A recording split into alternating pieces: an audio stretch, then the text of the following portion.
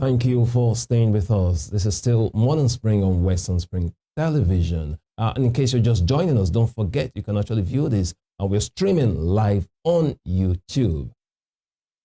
Let's take a look at Nigeria and Nigerian politics at this time. Godfatherism in Nigerian politics. Recently, we've seen a lot of defections, movements from one party to another. Some people who are loyal to their political leaders have actually joined their leaders in defecting to other parties. But we also have some key figures in Nigeria who are saying, no, we deserve better in Nigeria. That politics in Nigeria shouldn't just be about godfatherism. One of such key figures is Malam Nasiru El-Rufai, who recently defected from the APC to the SDP. According to Malam Nasiru El-Rufai, recently made a statement and said that godfatherism actually killed the PDP. You will recall that he has said it over and over again that he would never be part of the PDP. So Malam Nasiru El-Rufai is claiming that godfatherism killed the PDP and that godfatherism is also killing the APC. And that is why he actually left the party. He said he doesn't believe in godfatherism. He's trying to build a coalition, okay, of parties that will come together and take over power under the platform of the Social Democratic Party, PDP. The question is it possible to have a party in Nigeria where godfatherism does not exist? That's a big question. Can we actually eradicate godfatherism in Nigeria? Because that's the dream of someone. I'm talking about Malam Nasiru El-Rufai, who believes he can actually build another party where there wouldn't be godfatherism. Joining us on this conversation, on this segment this morning, is a public affairs analyst, Mr. Ladiji Alabi. Thank you for joining us. It's a pleasure to be here again. I left a few minutes back. Absolutely. Yeah. Let's look at this together. Godfatherism in Nigerian politics. Is it actually possible, in your opinion, to bring an end to godfatherism in Nigerian politics? Because we've had godfathers in politics. Look at Anambra State, for instance. The man who won the gubernatorial ticket, rather, Nicholas Ukachukwu, he came out to say that publicly, that he has been a godfather all this while. But right now, he wants to be in the game. He wants to play the game. So it's quite obvious that we have godfatherism as a problem in Nigerian politics. Do you think it is actually possible to eradicate this menace of godfatherism in Nigerian politics? Well, in the words of Robert Michels in his Iron Law of Oligarchy, you know, he stated that even organizations funded on democratic principle get to tilt towards stuff like a few elites controlling, you know, the party. So godfatherism is not a new thing in Nigerian politics.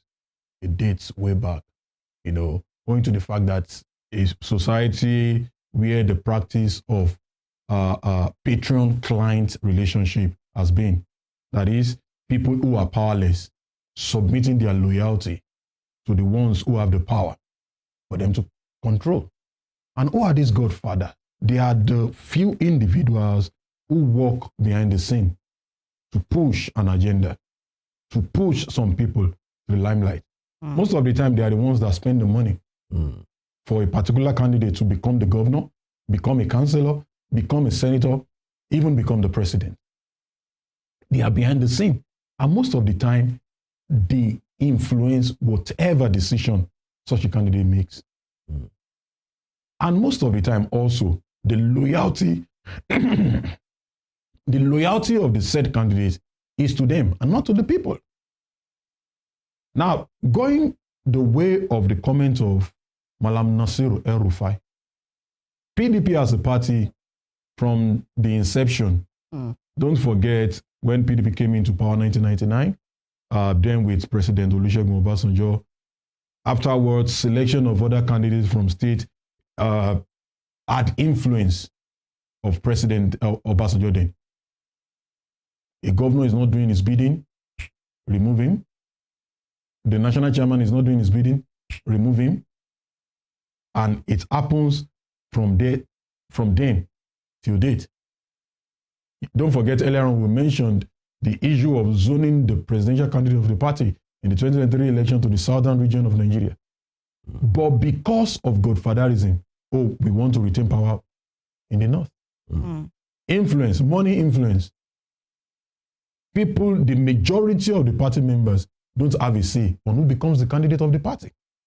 It is who has the money, who can influence decision making in the party. So godfatherism in Nigerian politics has dated way back. It has been in our system a long while. Now, the question of if it is good or not is another conversation that we need to look into. Is it good for our system? Absolutely. Has it been beneficial? Absolutely no. Now, let's pick some of the examples that we've seen. In Kwara State, Lawal and Saraki. In Enugu State, Nwobodo and Nnamani. In Oyo State, you have Ladoja and Adedibu. Now in River State, you have Fubara and Nyesom-Wike. In Edo State as well. Even in Edo State. Now, if you look at all these things, what has it turned to? Most of the time, it affects governance. It also affected Osun State in the last election. In the last administration, Oyetola and Aregbesola. Don't forget that Aregbesola was influential in Oyetola becoming the governor of the state. And because Oyetola don't want to do his bidding again, what happened? It led to, at a time, the place where some of the Omoluabi Progressive had their meeting in Aregbesola building along Guguluwa Road. You see people opening fire on people. You put lives of people in danger because of the fight between a political godfather and a political. Don't forget also then in Oyo State, you might just be walking on the road and you begin to hear gunshot. Absolutely. Okay, Ladeji, let's look at it critically from this angle. Some politicians will come out and say, they want to put an end to godfatherism. We'll take a look at some classical cases which we've already started looking at. Let's look at Edo State, for instance. The case of godfatherism there, starting first of all with the Benedians, then talking about Adams Oshiomhole. When Adams Oshiomhole came, he was like, yes, I'm saying no to godfatherism, that it's government for the people. But as soon as he finished, he tried to become a godfather. But this person was able to come and successfully, his successor had to break that chain. Why is it that Nigerian politicians, whenever they want to get into power, they'll tell you, godfatherism is not good. But after a while, when they have their turn, they become godfathers as well. Look at River State too, Nyesom-Wike. When he became River State governor through the help of Odili, all of a sudden, he became a godfather himself. And up till now, Nyesom-Wike, even though he's FCT minister, he is still controlling a state, River State.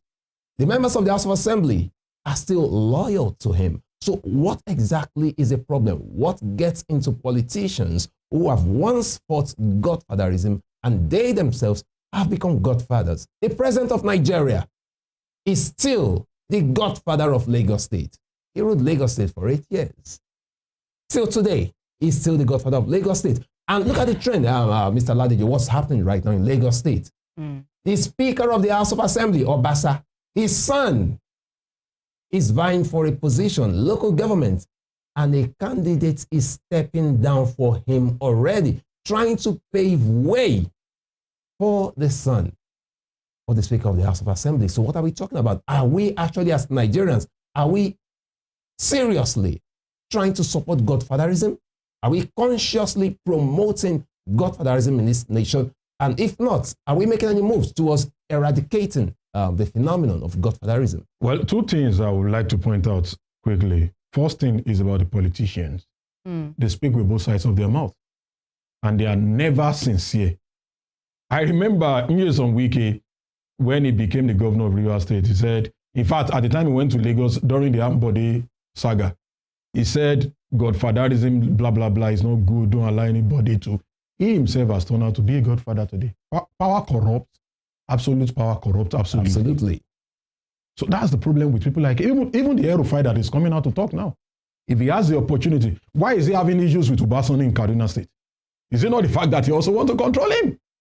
See, politicians talk when things don't go their way. I hate godfatherism. Even the man from Edo State that you just mentioned, Adams Oshiomhole, is literally the one controlling Edo State now. He's literally the one controlling Edo State.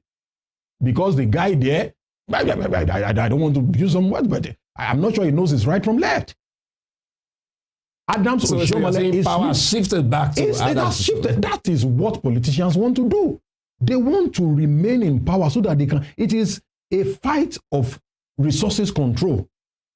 You know how much comes to the state every month. You want to have the power to also, so that they can decide who becomes this, who becomes that at every point in time. And also for the citizens, most of the time when politicians do these things, we clap for them. Oh, this guy is doing well. He's doing very well. You don't know we are bastardizing our system. We are. If nobody's saying your son should not contest, as a Nigerian, he has the right. But you will not ask another candidate to step down for him. Let them go to the playing ground. Let us go and test our popularity. Let's see who has the power to win the primaries. But if you are saying because I'm the Speaker of the House, my son wants to contest as the chairman, go and sit back. Don't forget, a lot of people have also been pushing Seyi Tinubu to become the governor of Lagos State. And if he wants to become, he would become, because his dad is who controls whatever in Lagos. And even in Nigeria as it stands now. So that is why in our political system is so funny that you look at things and you ask, are we sane people? What really is democratic about Nigeria? Because if a few individuals will sit back, don't forget, some of them will not even go to the primary centers. They'll sit back in their houses, and through phone calls, Daniel is who I want as the candidate of the party. And none of you dare, go against their wish. It's that bad. Absolutely. That's quite unfortunate. All right. Let's talk about the NSAS protest and the fact that it began on a particular note and then evolved into political matters. And let's also move that into the obedience movement. Can we say at this time that there is an uprising, there is a movement, a youth-led challenge, or resistance to Godfatherism in Nigeria today? And then to talk about the fact that do the people actually have a role to play, in ensuring the death or the eradication of Godfatherism in Nigeria today? Absolutely. The people, I will start from that. The people have an important role to play, a very, very huge role. Nigerians need to understand that the power resides with them. I don't tell people, a united voice, a united Nigerian, the total number of politicians cannot withstand us. But does it, at what points do the people have a role to play? Is it before the polls or after or during? It has to be. See, as it were now, our system has been bastardized. That's why a lot of I've seen a lot of comments about what is going on in Rivers State. People that are encouraging Fubara to go against Wike, they are not helping him. They are not doing this. They are not doing that. At the expense of the resources of the state. Sorry to cut in there. Talk about Rivers State. I was going to mention it. It's a critical case. It's a classic case study here. Of course, yes. In Rivers State, now, what role do the people have to play? And here's what I mean. Look at Fubara, for instance. Fubara was not popular. Nobody knew Fubara. In the political scene in Rivers State, he was just the accountant general of the state. So he was handpicked by Wike to become governor. So in that case, who is to blame? Okay, Wike brought him into power. They must have had some, backdoor conversations, some agreement, because Fubara did not win on his own. He didn't just come in. So Wike actually placed him there. So that is exactly why we are having this crisis. So should we blame our politicians? Some people have actually said that some of them have sold their souls to the devil. That when you accept some offers, someone coming to you and saying, hey, you're going to become the next governor, and he will make everything possible. Wike actually practically campaigned for Fubara, and he became governor. Then all of a sudden, after becoming governor, some people will say, oh, now he's trying to show he's upright. He doesn't want any godfather. Why didn't he know all this before he accepted that offer? Well, to some extent, I agree with the last question you asked. Why didn't he know all this? But don't forget also that it is somebody that will stand up to correct the anomaly. A similar thing to what is happening in Rivers State is what happened between Saraki and Lawal in Kwara State. Saraki literally picked Lawal as a successor. But he got there. It changed hands. Actually, currently, Lawal in Kwara State, you may not be able to mention his name and tag him to any political relevance again. Absolutely. But in reality, for the people, that is why Nigerians need to, by themselves, don't let anybody influence you. Don't let money influence you. Politicians are always out there because of their own selfish interest. That's why I laugh when Okowa was busy speaking yesterday. We went there because of Deltans people. I said, you are saying nonsense, sir. I'm seriously, I'm trying not to react to Okowa. It's quite laughable. You are not going there because of people of Delta. I can say it to his face if I say it. You are going there because of your own selfish interest. You said you want to be closer to the federal power. You were the governor for 8 years. Buhari was the president for 8 years. You both were oppositions. Are you telling me for those 8 years you did not see anything in Delta State as an opposition party? You are going there because of your own selfish interest. It is high time Nigerians focus. See, okay, examine the candidates. The 2023 election, if you ask Nigerians, I was telling a friend, please, we're having conversation. And he said, okay, blah, blah, blah, you people who are not supporting our candidate, you are Yoruba, this name they call you as Omali in Yoruba parlance. I said, well, if you want me to support your candidate, please sell him to me. Convince me. I won't support the candidate because he's my brother, or because we are both Christians, or because we are both Yoruba. Sell him to me. That was where the conversation ended. He couldn't. I said, I wouldn't. So if not until Nigerians, by their own will, I had people who were talking the day before the election, and he said, no, this is what I won't mention the religion so that it will not be like I'm painting a religion. But this is what our preacher said at the religious center to do. We should let our somebody be there.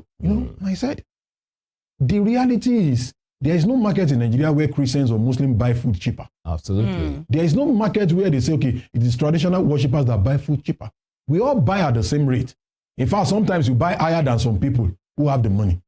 So it is high time Nigerians understand that, see, when it comes to decision making and voting a candidate during election, even if the person is being held up by a political godfather, let the godfather know that you cannot decide for us. It is high time Nigerians, and that's why, if you look at the trajectory of events from 1999 to date, the percentage of people who come out to vote is gradually dropping because people are losing interest. Voter apathy. Voter apathy is happening, and people are losing interest. They care less again. Whoever wants to be there, let them be there. Don't you think it's because of the choices that people have? Most times, like you said, even if the people are against Godfatherism, what are the options available to the people? Most of the candidates being fielded by the political parties were unpicked in the first place. Daniel, I don't want to agree. And people will even, don't forget in Ondo State, when a particular TV station was interviewing a woman, she said, that is the problem. People focus on who is going to give them the money. And it is an investment.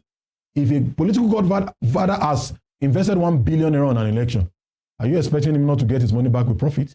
He will get. Just to buttress more, Mr. Alabi, do you think that it's only voter apathy that voting apathy that the people had? Do they not have an apathy towards successive leadership in Nigeria? I'm talking about this woman, the instance you played here about the woman saying they had voted and they had collected money. Do you think that she had thought through that if she doesn't even collect this money at this time, and this person comes in, money or no money, we're still not going to get the leadership that Nigerians deserve? Do you think that it is at the point of election, at the point of campaign, where the leaders come and they put out their candidates and that they say, in Nigeria, we do not have much of manifestos. We do not have more. What you hear is dancing and singing, and then a lot of other irrelevant and abusive words at campaign stations. But the point is, how do the people, at what point should the people say no to a candidate? Is it at the polls? Is it before the polls? Is it after? And where you hear the ruling party saying, go to court. I mean, that's the language of this particular administration. Now, a quick one there. The majority of citizens doesn't have the power over who controls, who wins the primaries of the party, because most of us are not political party members. So we don't have the right But could they reject them? No, you cannot. The only place you can reject them is at the polls. That's the point. Oh, your party is fielding this candidate. We are not voting. See, in America, a lot of Democrats, a lot of Republicans did not vote for Donald Trump. Absolutely. A lot. But And we had Democrats who are party members who say, no, we are not voting Kamala Harris. We want to vote, we want America back. Do you get? There is no crime if you are loyal to a particular party and you said, no, because of the candidate you are fielding, All right. I'm not going to give you my vote. It should be about quality, not about quantity. But what happens where all the candidates on the ballot are not favorable to the people? What happens at that point? I don't want to believe out of, we have about 16 political parties who go to election in Nigeria. It will not be very bad. It can be bad to the extent that we won't have at least one person out of all those absolutely. people. I quite agree with you. It won't be as bad as, if it becomes so bad that 16 political parties comes out for an election and we can't pick this one at least has small sense on his head, then that means we have a problem. Big problem. All right, Mr. Alabi, I'm talking about the problem on our hands. When we talk about godfatherism, personally, I think, and I believe a lot of people would agree with me, it has to do, it's a mindset problem. I think Nigerians need to change their mindset. On this show, let's come to Osun State. Right on this show, some time ago, we had a conversation. He was live with us in the studio with a member of the House of Assembly in Osun State, Honorable Abiola Awoyeye. And he made a statement that triggered me. He actually said, for you to get into politics, and he's a young guy, very young man, just 30 years old, member of House of Assembly in Osun State. He said, for you to get into mainstream politics in Nigeria, that 90% of the time you need a godfather. Okay, which is categorically saying you need a godfather. And I had to fire back at him. I said, no, that's a wrong mindset. It's a wrong mindset because even when young people in politics are of the opinion that they need godfathers, it simply means they do not have a mind of their own. When they get into the office, they will be doing the bidding of their godfather. So don't you think the major problem is actually mindset? Before you answer that, Mr. Alabi, a counter opinion now. Would you think that he is wrong right there, making that assertion, considering the political climate of Nigeria at the moment? Well, he may not be wrong if you look at the political climate.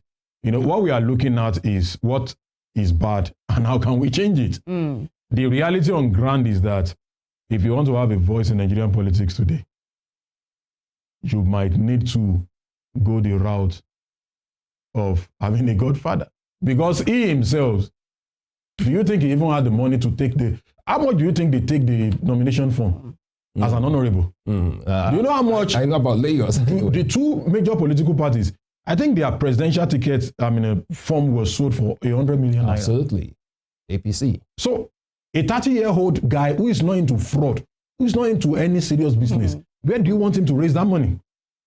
It is some people from the background that will fund him. So not until we change some of these anomalies, why are you taking 100 million from candidates in the first instance? Why? The money is for what?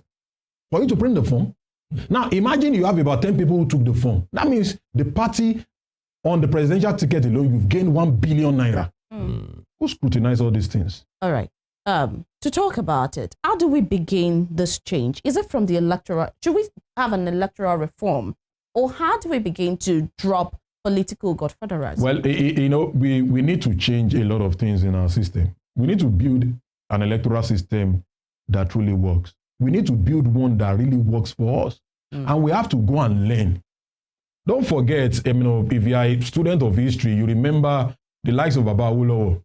When they wanted to form the action group, they went to the United Kingdom, they went to Israel to go and check out where political parties formed. When Baba Awolowo and the like were running political parties in Nigeria, they were not using government money to fund political parties.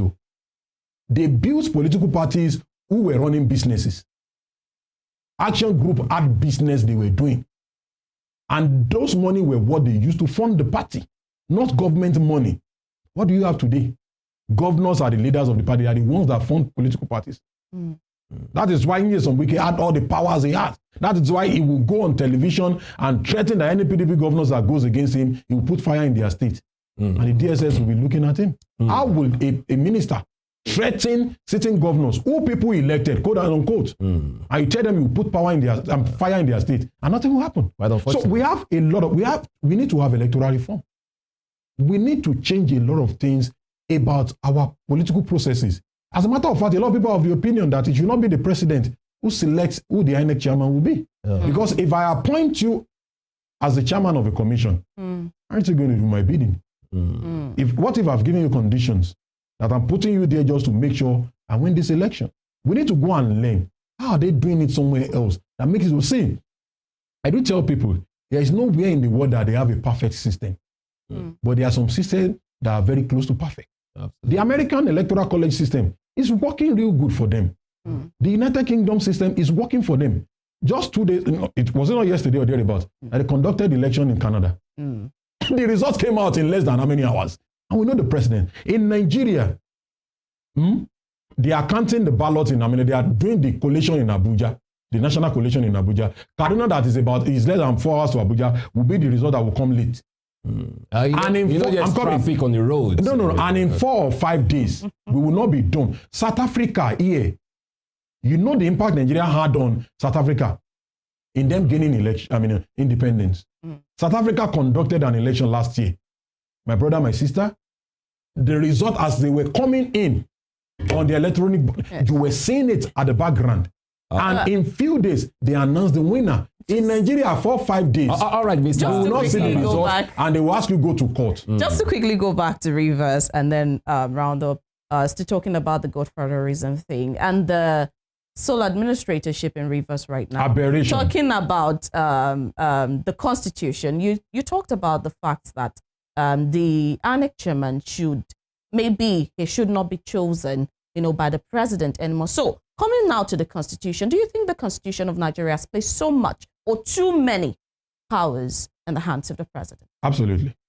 As a matter of fact, some of the things we have on the concurrent are the exclusive list. Yeah. Some should be on the concurrent. Some of them should be dropped to the state. Too much power with the president. He was elected the same. There is no way Donald Trump will command a state government in America and tell them, no. All right, Mr. You can only, you are elected. I'm coming. A governor was telling Donald Trump, you were elected the same way I was elected. You are not bigger than me. Even though you are the president. Do you get? So what I'm trying to say, in the case of Rivers State, any reasonable Nigerian know that what is happening in Rivers State is an aberration. And you see, even the sole administrator is going, even when court asked him, don't do this, he went on. And the question you asked them, you said you are not going to release fund. Federal government said you are not going to release local government fund to Rivers State because they were not duly elected. But the sole administrator has appointed sole administrator in the local government and you are releasing fund. Yeah, I just wanted you to react to this very quickly. At the same time. Very quickly, in a few seconds, just before we leave, I just want you to react to this. Going forward, we're talking about Godfatherism here. In your own opinion, apart from electoral reforms, which will actually take some time, require constitutional amendment, what are the practical steps do you think we can take to eradicate Godfatherism in Nigerian politics? You have just a minute. Well, I think it boils down to the citizens now. Why? Because politicians, they are not interested in letting Godfatherism go. Okay. It is their bait. That is their area of strength. But when the people see and say, okay, this candidate is not a candidate of his own, he's a candidate of a godfather, and we are going against him. When people mobilize themselves to say we are voting and we are standing by our votes, like I mentioned again, if Nigerians come together, we are more than 200 million people. The total number of people in politics in Nigeria, I'm not sure they are up to 1 million, who are active politicians. All right. They cannot stand a united Nigerian. They are afraid of a united Nigerian. That is why they always love to use the divide and rule. They divide us with ethnicity, they divide us with religion, and they use money to divide us. If Nigerians can come together, then we can overcome this devilish thing. All right. Thank you so much for your contributions. We've been speaking with Mr. Ladiji Alabi, the public affairs analyst. Thank you once again for joining us. It's a pleasure to be here. And thank you to you, our esteemed viewers. It's been a pleasure having you on the show today. Don't forget, we do this from Mondays to Fridays every day, 7 a.m. To 9 a.m. Please join us again tomorrow. for a fresh edition of Morning Spring on Western Spring Television. You can also check out this conversation on our YouTube channel on Western Spring Television and also on other social media handles, Instagram, Facebook, and of course X, formerly known as Twitter. Emeka Daniel is my name. And from here, I'm saying, have a wonderful day. Good morning. My name is Temitope Ajijola Oluwala. Thanks for joining us today. Let's make it a day tomorrow. Bye-bye.